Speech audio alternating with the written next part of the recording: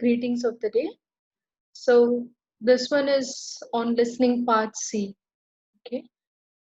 Reading part C and listening part C, they are quite identical in terms of content.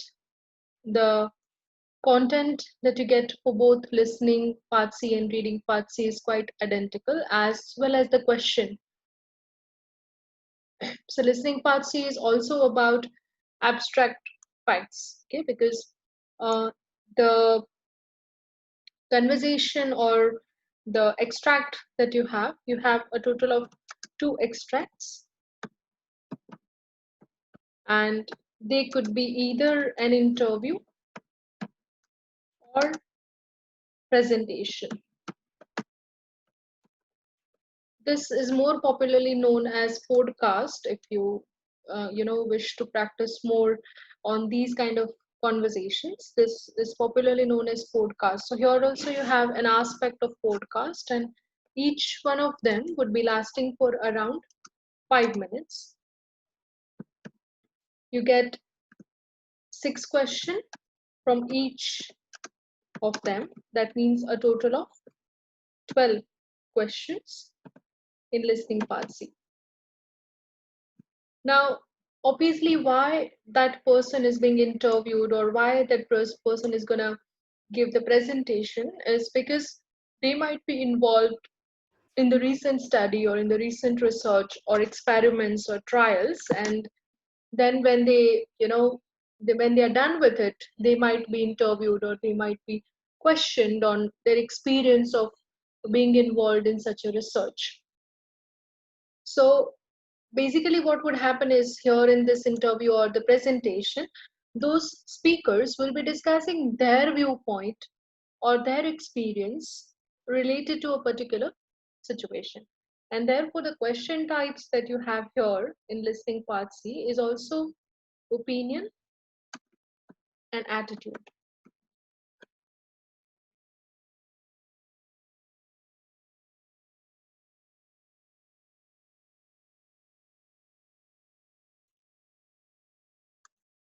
So again here the interviewee will be giving his or her viewpoint of looking at a situation, or it could be opinion and attitude of a larger section of the community, or it could be opinion and attitude of the healthcare professionals towards it. So the majority of the questions will be opinion or attitude questions. Other question types that you can see here are purpose and main idea. So detailed questions are rare. You hardly have one question out of 12 which could be detailed, but the major question types you have here is opinion, attitude, purpose, or main idea. And opinion and attitude forms a larger section of part C, because these interviews and presentations are mainly about the speaker's viewpoint of looking at a situation. So what we are going to do today is we are going to learn the pre-listening strategies.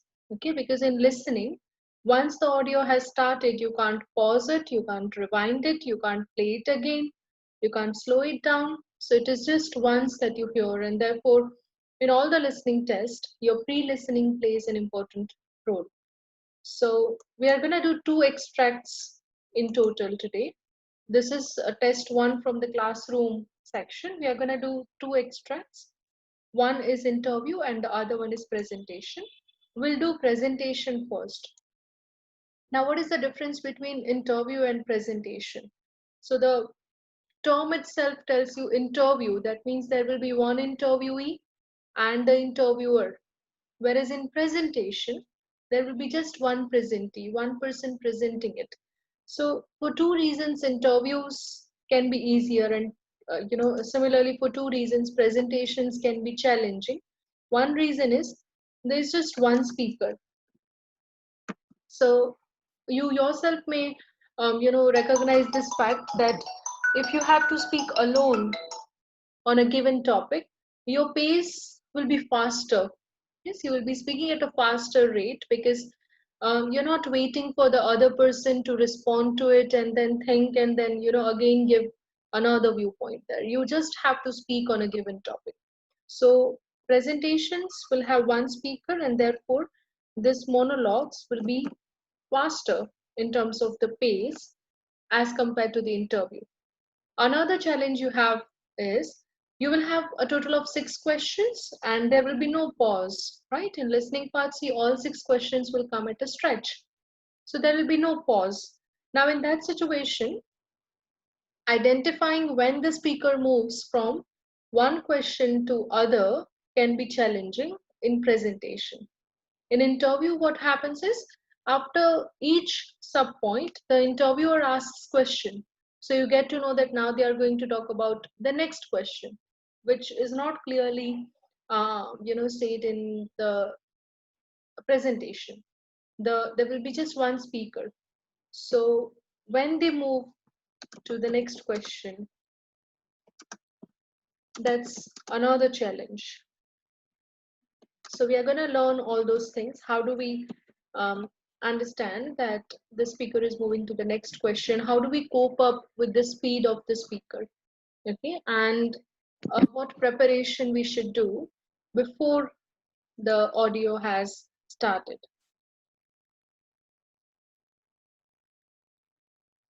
So let us first look at the extract, the context sentence. So the context sentence tells you that this is a clinical nurse educator, Jennifer, who is giving a presentation. What is the presentation about? Hand hygiene. So the word clinical nurse educator also tells you something, that this is going to be more of the implementation or the clinical aspect of hand hygiene rather than just the theory of it. Okay, and the whole presentation is about hand hygiene. So reading the context sentence gives out the main topic, that they are going to discuss throughout this presentation.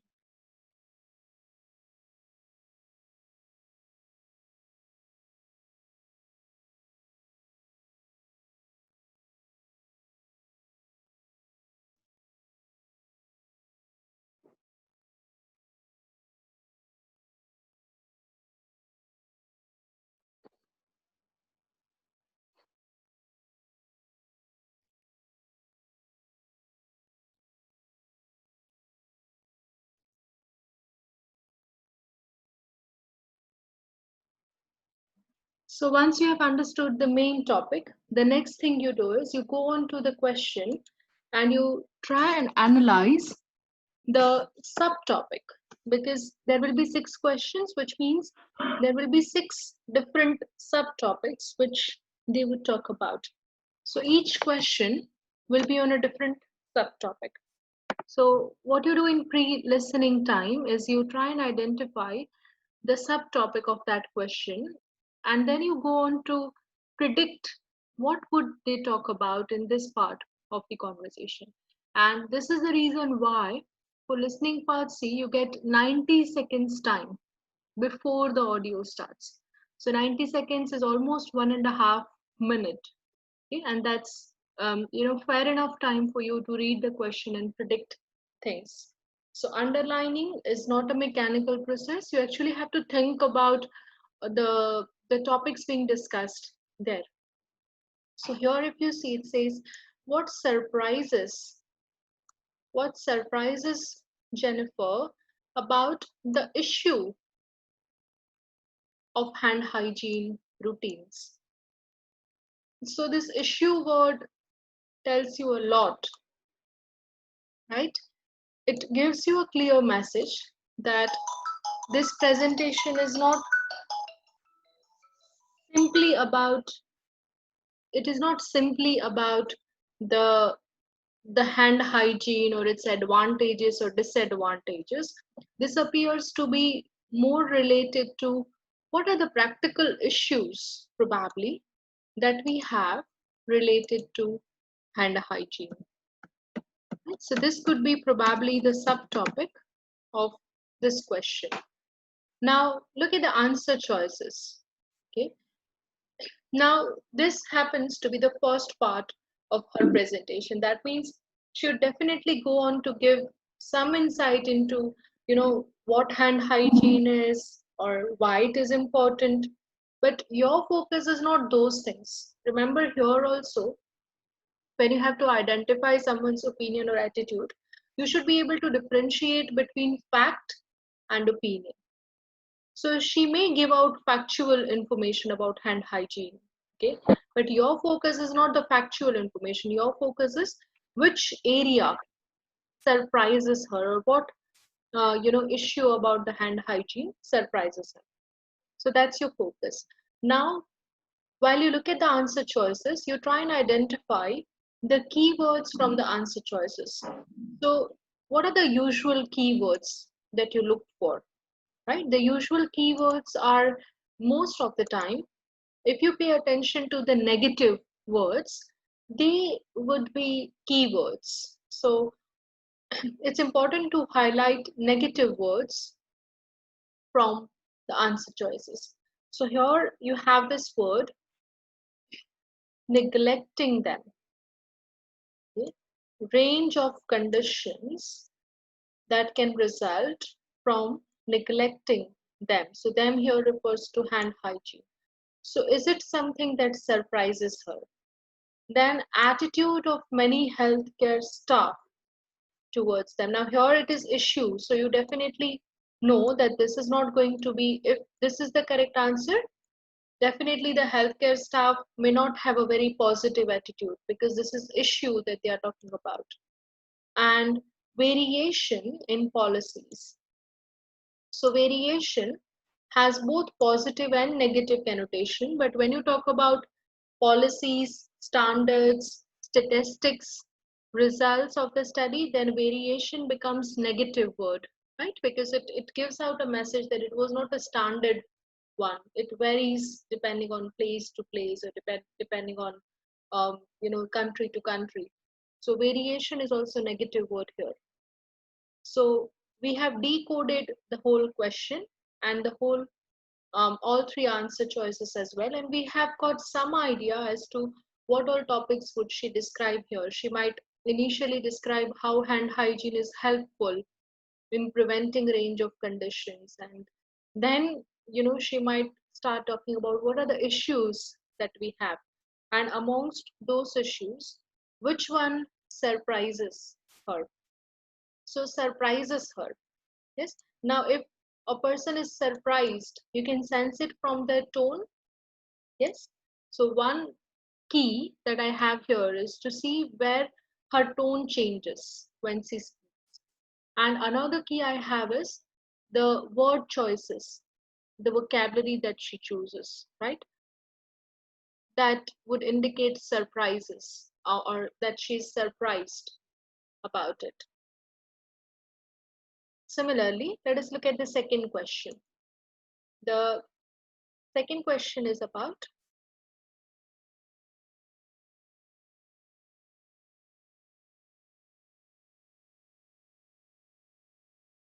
it says Jennifer mentions recent data on infection levels to support her point that.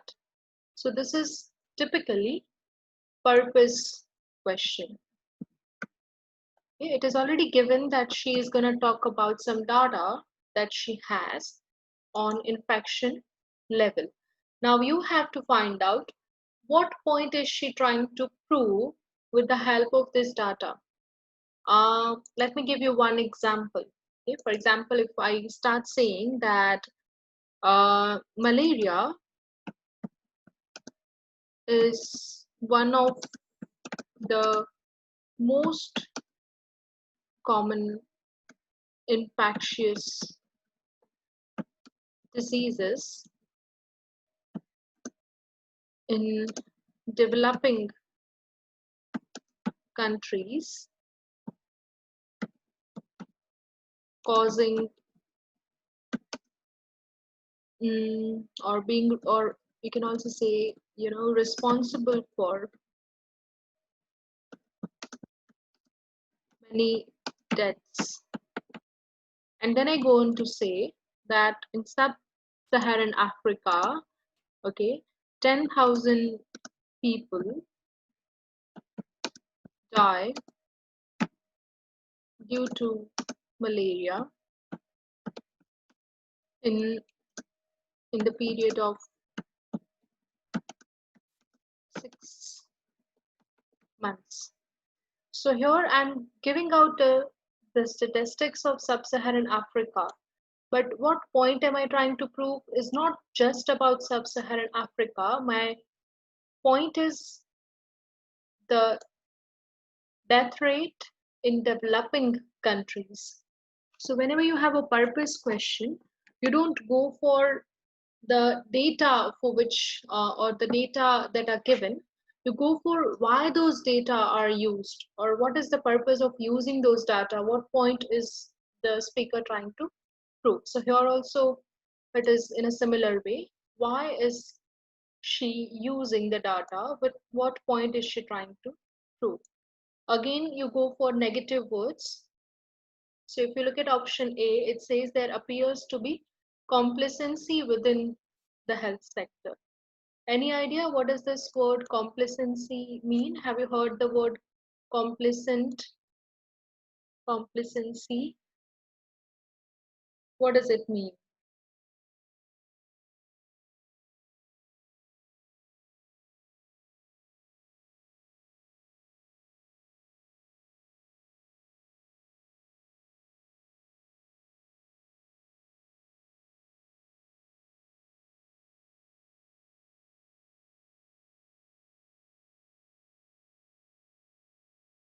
What does the word complacency mean? Any idea?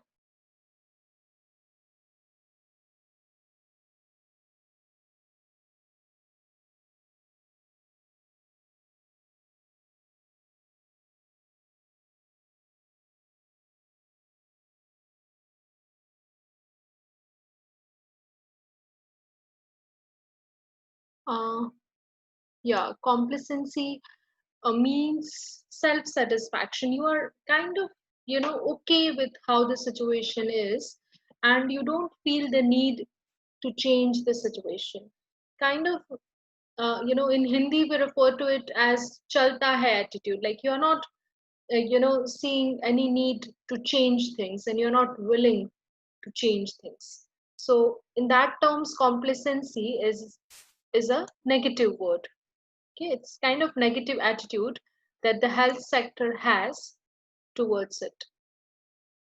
Now here again, the main topic is hand hygiene. Okay, so when she talks about infection level, definitely it is not a separate point. She is going to establish the connection between hand hygiene and infection levels, right? And then what point is she trying to prove? Maybe she may go on to talk about how not following hand hygiene can be, causing infections. And this data, so she may give you, number of people getting affected due to infectious diseases. And then what point is she trying to support with that? Then look at the second one. There seems to be falling standards. So falling standards is also a negative word amongst healthcare staff. So see, falling standards is first point. Complacency is beyond that. Next step, that definitely the standards are falling, but at the same time, the healthcare professionals or the healthcare sector doesn't seem to be concerned about it at all. And third one is an increase in the number of patients. So basically increase in the infection levels. So when can I use an increase term is if the data is um, comparative. If there is a comparison that in 2016 this many people were affected, but in 2017 this many people have been affected. So only if there is comparative, uh, description, then C would be the correct answer. If the data is about how, every year this many people are getting affected, then probably C would not be the correct answer. right? So now I know after decoding this question that in this part of the conversation, they are going to talk about the recent infection levels and what point is she trying to prove? Is she trying to say the infection has increased? Is she trying to prove that infection has increased because the standards have fallen? Or is she trying to prove that infections have increased but healthcare professionals don't seem to be bothered about? Right? So what I'm going to do next is I'm going to play the audio for this one, for these two questions. You will be listening to this audio and you'll answer these questions. Please make sure that your answers are sent privately so that other students are not getting distracted by your answers. Okay, so I'm going to have this audio, and at the same time, I'll be sharing uh, the screen as well.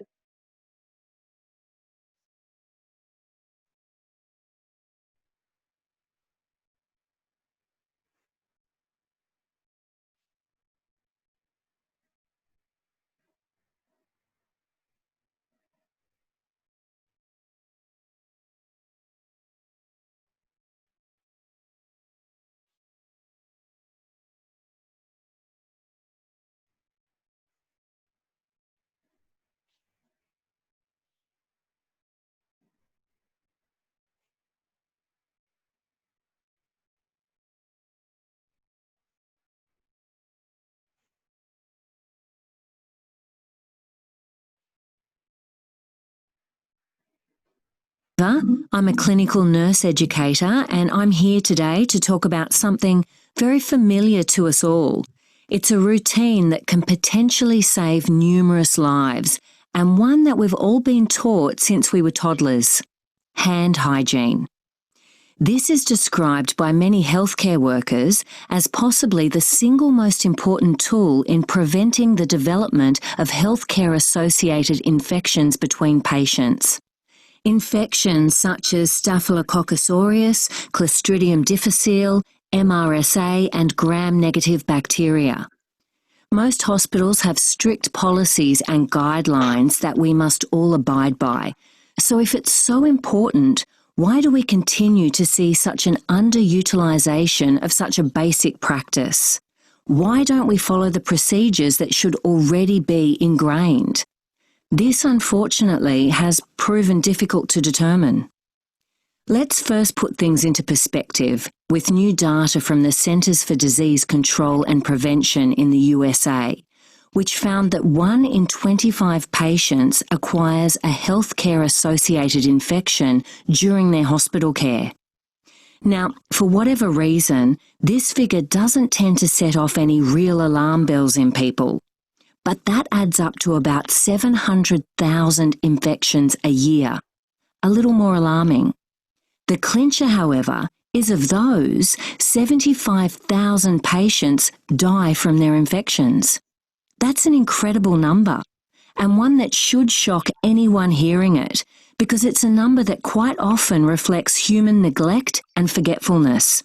One may even suggest at times laziness. Stopping the spread of infection by way of hand hygiene. So here, the word recent data helped you to move on to the next question, right? Within the question, there will be a keyword that would help you to move on to the next question. So were you all able to answer both the questions? Please send in your answers.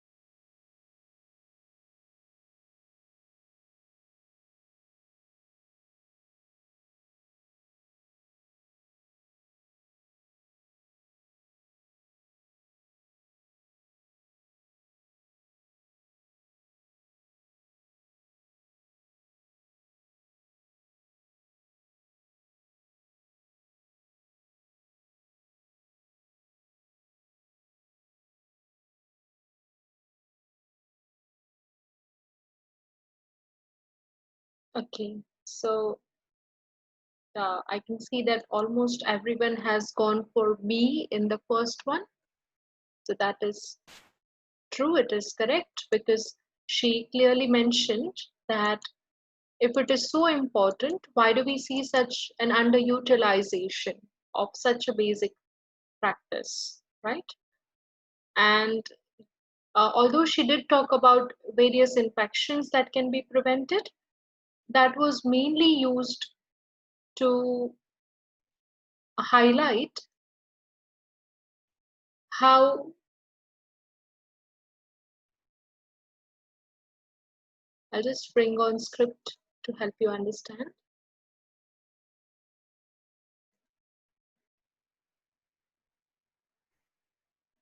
It was described as fact that it helps in preventing so many infections. And she clearly said that most hospitals have strict policies. So this helps me to rule out C. There are no variations. The policies are in fact strict, but still we see underutilization. So this was fact. And here you can see this unfortunately has proven difficult to determine. So opinions usually would come with adjectives and adverbs as we studied in the reading part C. Similarly, here also it applies. The opinions will be described with adjectives and adverbs that would help you to differentiate this is fact and this is opinion. Right? So the correct answer for that happens to be B, the attitude of healthcare professionals towards them. And I can see that for second one, a lot of you have selected C, but that is not the correct answer for two reasons. One is because I mentioned an increase in the number of patients. So when I say an increase, that means it has to be a yearly data. If we had the data of some previous years, and if we had the data of current years, and she did talk about so many infections happening. There was the numbers that were shared, but those numbers were not shared just to prove that so many infections occurred.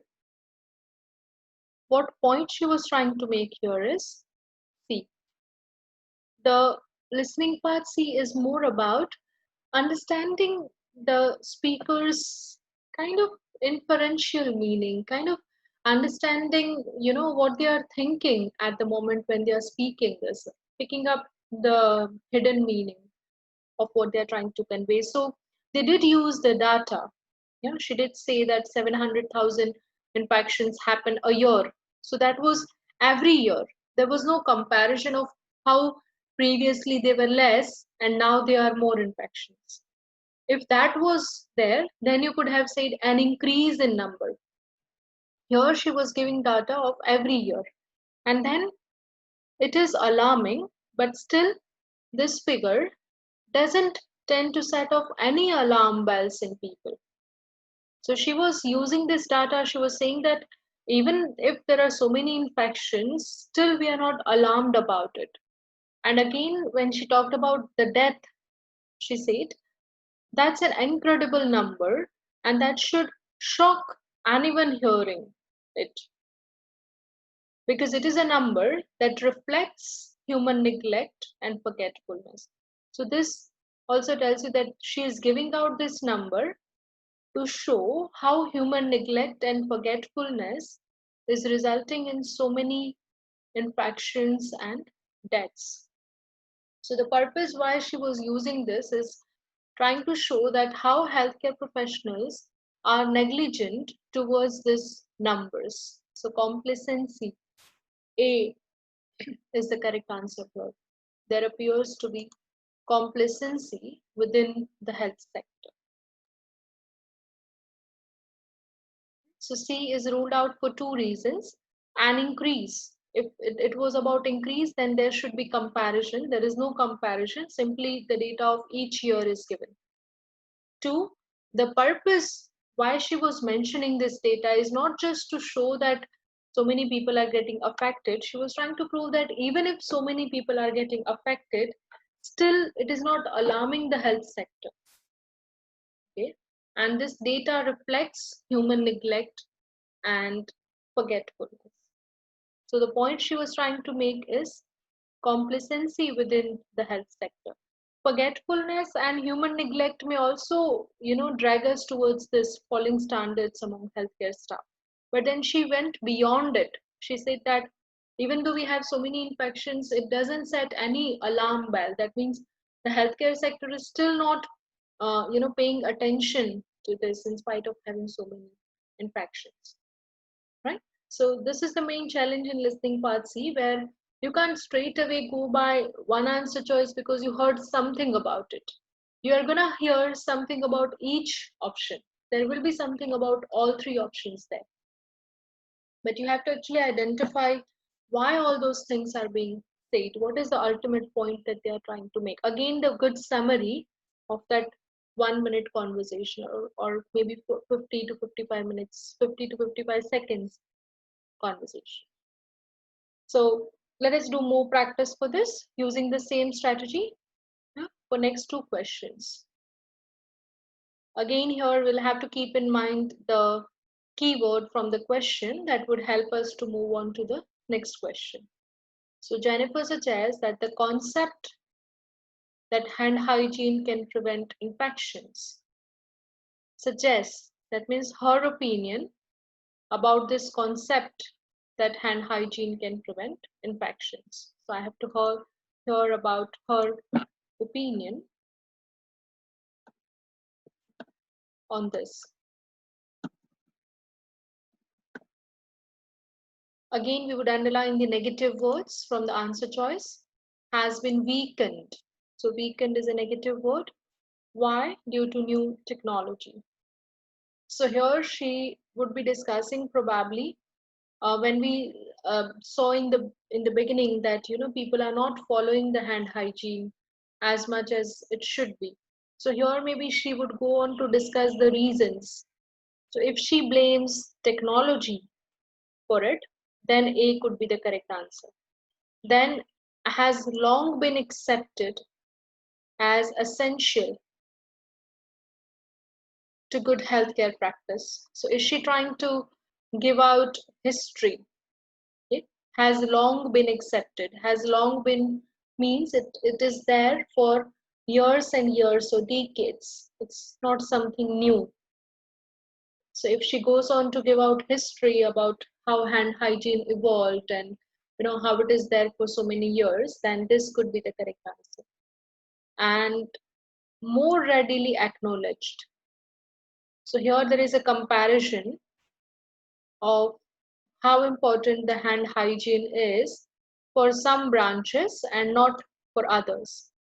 So if she goes on to give any comparison as to how certain branches follow hand hygiene really well and the others don't, then C could be the correct answer. Then next one, Jennifer feels. So again, her opinion that hand hygiene is particularly valuable because. So here I have to listen for the reasons why she thinks it is helpful. So here she might talk about the benefits of hand hygiene, right? And what is the particular benefit of it?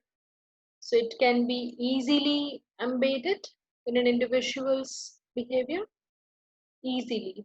So I tend to go for negative and extreme words. So sometimes if there is no negative word, then kind of extreme words like easily, right? Is telling us that yeah, it's something that can be done easily. Then provides protection from the most commonly found organisms. And it is uncomplicated and cheaper with a very little cost. So, what reason is she particularly trying to highlight about the benefits of hand hygiene? Now, here it says most commonly found organisms. I would like to ask all of you a question. What is the difference between many and most? Are these two different terms or are they both the same? Many and most.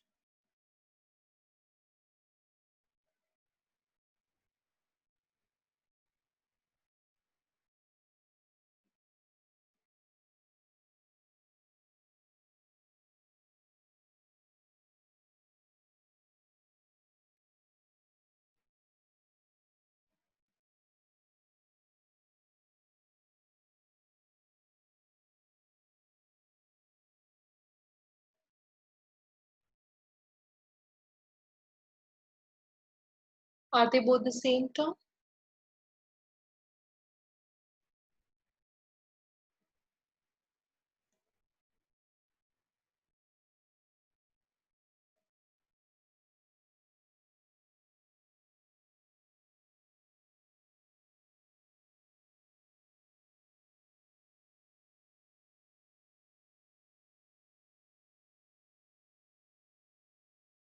No idea. So, for example, if there is an institution which has, the total number of students that are 10,000. So, out of 10,000, if there is an event and if 100 people attend that event, so I can still say many, isn't it? 100 is many. But can I say most student attended? No, because many just indicates numbers, whereas most is proportionate.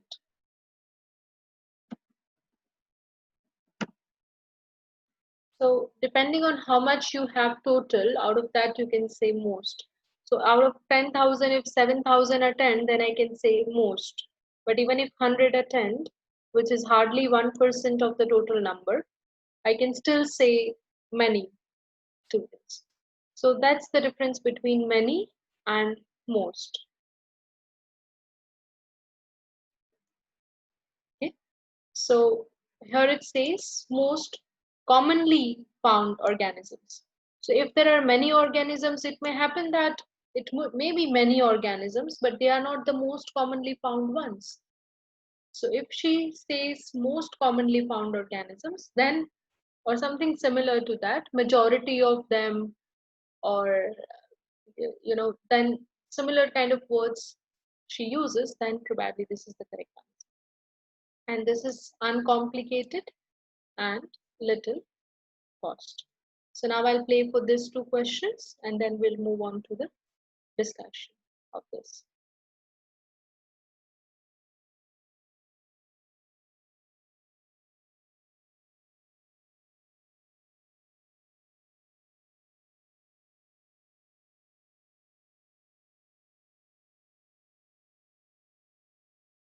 Hygiene is hardly a new concept. Its importance was first brought to life in the mid-19th century when it was found that physicians who washed their hands before delivering babies prevented deaths in postpartum women.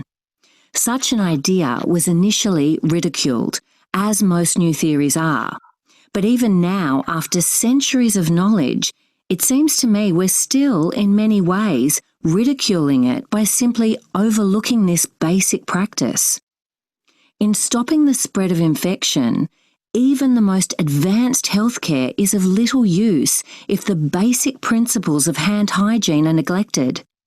We have valuable technologies and intricate tools at our disposal to prevent hospital-acquired infections, and yet such advancements can so easily be made redundant if healthcare workers don't toe the line and simply neglect to wash their hands. That doesn't sound like genuine advancement to me. One of the most valuable things about hand hygiene is that it works for so many different types of organisms, and you get a lot of bang for the buck, so to speak. Such great protection from so many nasty things by such a simple and inexpensive action that any person can do with ease. The issue is that you have to practice it at a high level of compliance for it to work. Within a hospital setting, there are so many opportunities for hand hygiene, and it's difficult to get a level of compliance where we're able to make changes to infection rates. What we need to do to combat this is to turn hand washing into what many people already suppose it is, an instinctive ritual. So how do we monitor?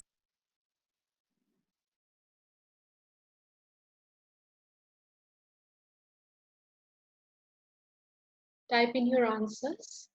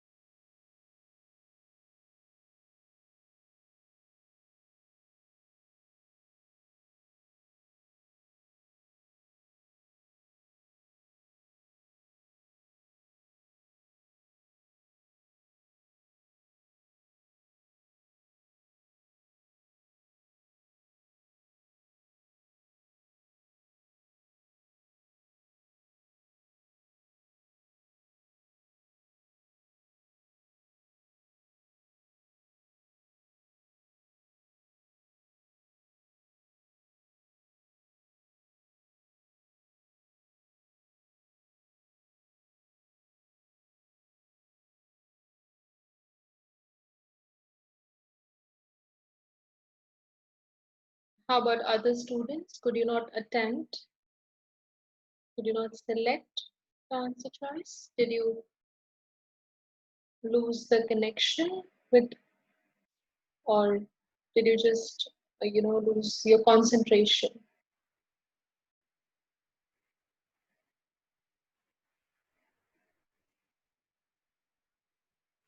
Okay, so I can see a lot of you have got confused in C here. A lot of you have chosen C as the correct answer.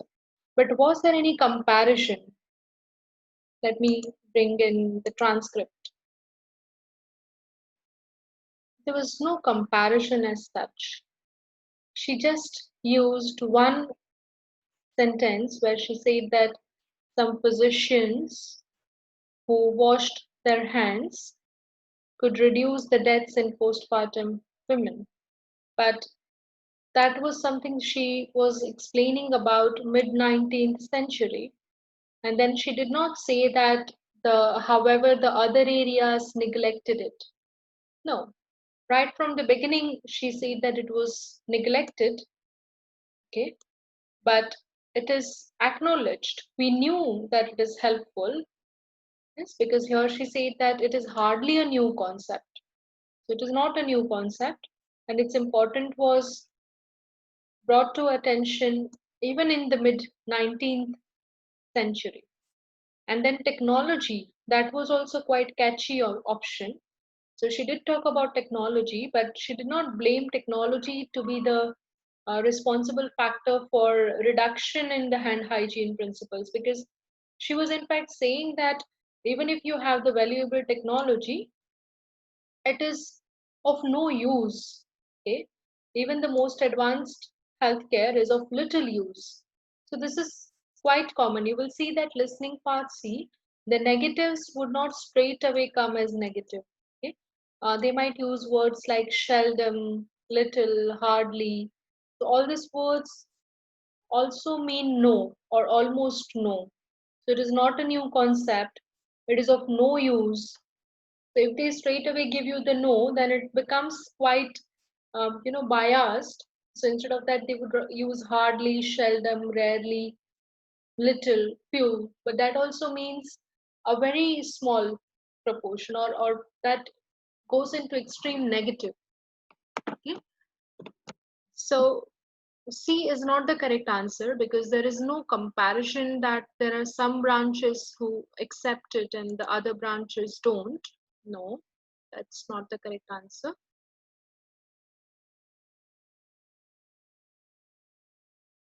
In fact, uh, correct answer here is how right from the beginning we know it.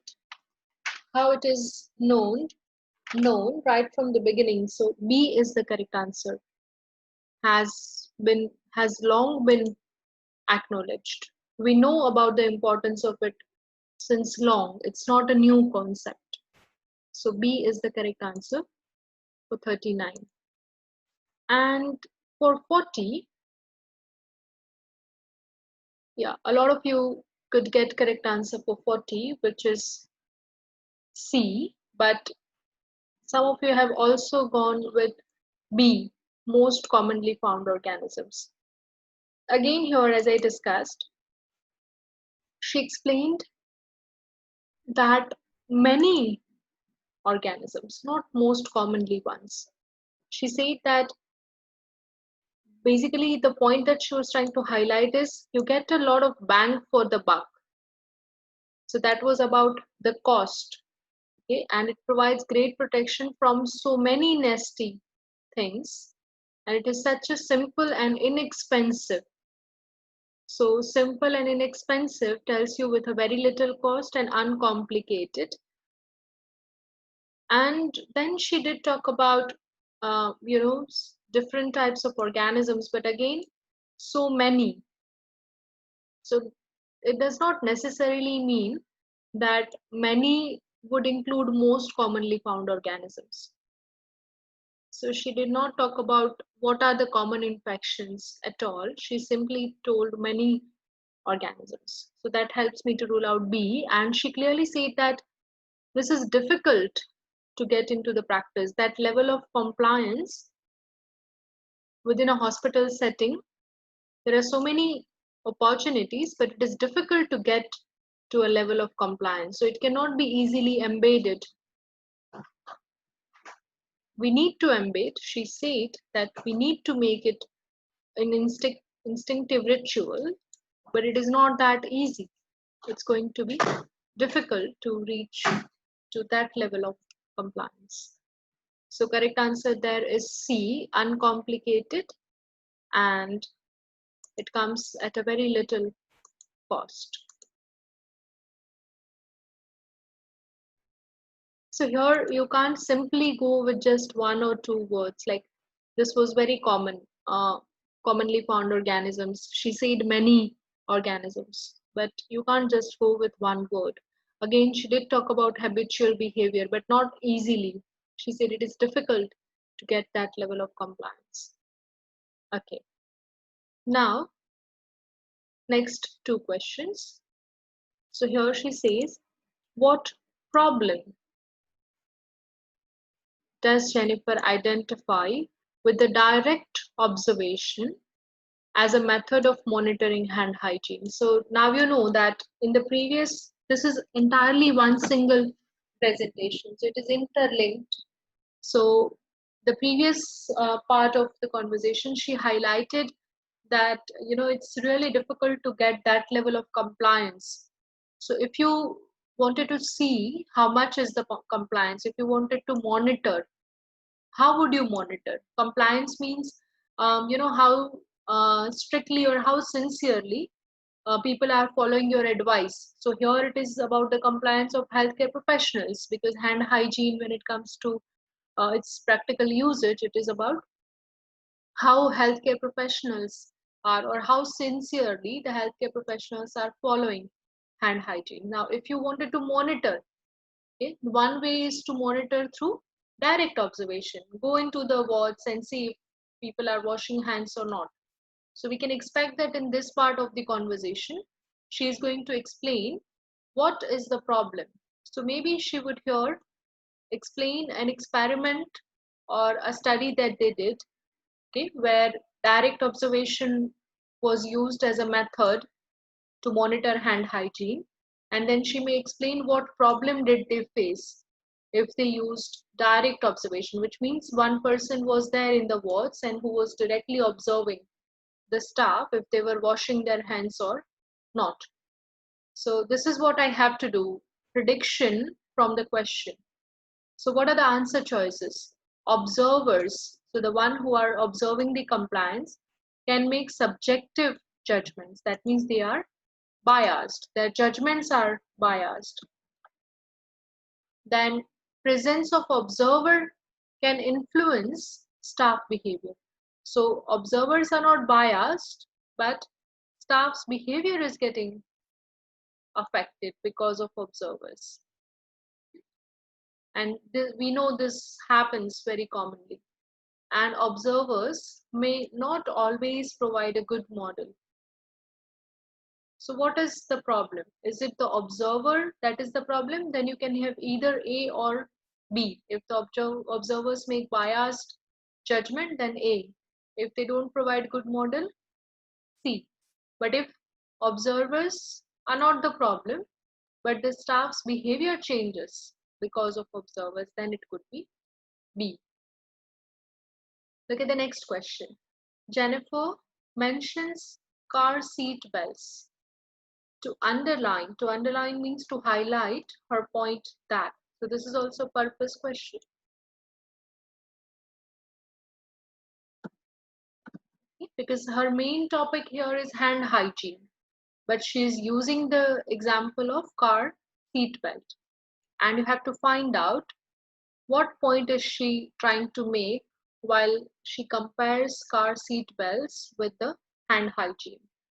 So should it become an automatic action? Like for example, wearing a car seat belt is an automatic action, right? We don't do it purposefully. It's so strongly embedded in your subconscious mind. Then instinctive response. So instinctive response also means automatic action, but only to a personal danger. So doing it only when there is a personal danger. For example, when you take away your hand from the flame, or as soon as you sense something, which is hot.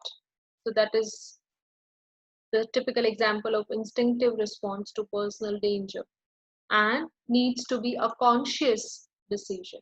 So you see the difference between A and C. A is it should be subconscious, automatic action. C, conscious decision.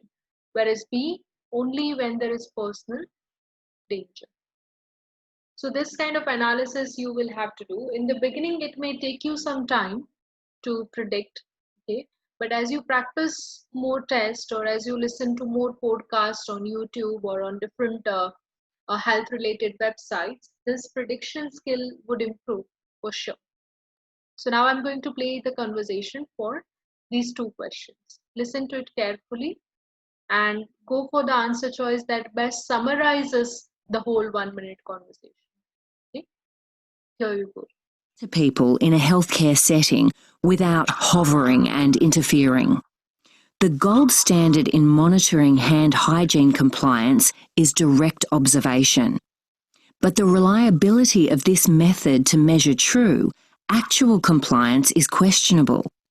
This is because it increases dramatically when observers, who are usually well known to the staff, are circulating in the unit. The rates then decline almost immediately once they've gone. Furthermore, being a known staff member also influences this. I'll give you an example. In one study, we hired a student for hand hygiene observation in the same unit as a well-known staff member. We found that the staff member observed close to 70% compliance and the student observed close to 30%. The bottom line is that there's a big discrepancy there. The main problem associated with a lack of hand hygiene compliance, I believe, is that humans are not, in fact, naturally hardwired to perform hand hygiene in the absence of sensing a substance on their hands. If compared with the use of seatbelts, for example, most people don't even think about putting the seatbelt on when they get into a car. They do it on a subconscious level, and they're usually not even aware they put it on. That's where we need to be with hand hygiene, hardwired so that we do it without even thinking about it. When a behaviour is hardwired like that, you can always sense when you didn't do it because you start to feel uncomfortable. It's a long process, however, to get to that end point.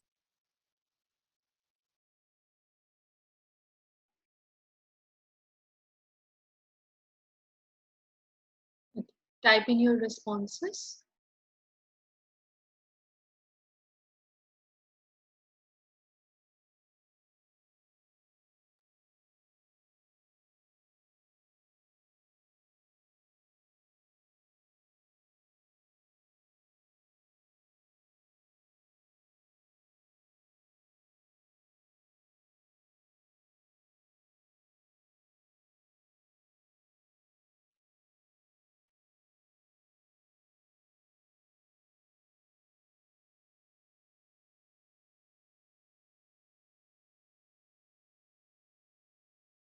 Okay. So yeah, it's true that in 41, two answer choices are quite tricky. This is clear that they don't make biased judgment, but whether they don't provide a good model or whether they can influence. So here, uh, what was mentioned is that they tried two ways of direct observation. They, in one case, they had a known staff member, and in the other case, they had a student. So the compliance level varied. It was 70% for the known staff member and 30% for the student. So this doesn't prove that direct observation is not a good option, but it could be a problem, particularly when the well known staff member becomes a direct observer. So B is the correct answer here. How the presence of staff member or how the presence of observer can affect staff behavior. Now, obviously, these are inferential questions, so they would not straight away say presence of known observer. Right? If I say may not always provide a good model of compliance, which means this is not at all an option. So it is an option provided that the observer that you have is not a known one. So B is the correct answer here. Okay? It was influencing the staff behavior because when the known member was there, probably people knew that they were being observed, so they could see 70% compliance. But when people knew that they were not being observed, then the compliance went down to 30%. So that's too low a compliance. So it was influenced by the presence of observers. In students' case, staff didn't knew that they are being observed. Okay, and for the question number 42, yeah, so 42 is A. It has to become an automatic action, right? There were two keywords that helped you. In fact, there were many, but two particularly, two phrases can help you quickly pick up the answer. One is when she said that we are not hardwired. So to be hardwired means it is something that it is so strongly embedded in your subconscious mind. So that is to be hardwired. And then she said that they do it on a subconscious level. And the same thing needs to happen about hand hygiene also, she said. So it has to become an automatic action. A is the correct answer. Right? So this happens to be the most challenging part of listening. And in the beginning, you may struggle with it because the accent, not being familiar with the accent could be one reason. Two, even if you are understanding everything, but when you are listening to it, summarizing it could be difficult. While reading, you can read it again and summarize, but when you have to listen to it, it could be difficult. So with pre-listening and with more exposure to this kind of language could help you, right? So instead of binging on next Netflix, try to binge on this. You can go on to YouTube and type podcast. I would particularly suggest podcast uh, for of Dr. Norman Swan. He's the best because the accent helps you, and then all the podcasts that he has include a lot of statistics and research, so this could be really helpful. And you can also go on to Medscape and subscribe for their weekly podcast or articles, so that can also be helpful way of getting more practice for reading and listening. Right? Now, what we are going to do next is I'm going to give you the second extract, which is an interview.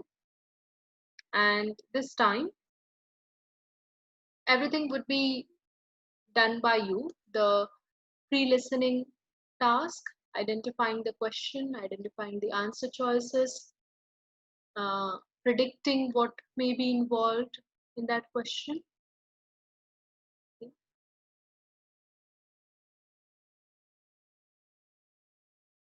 And then I would play the audio at a stretch for all 6 questions.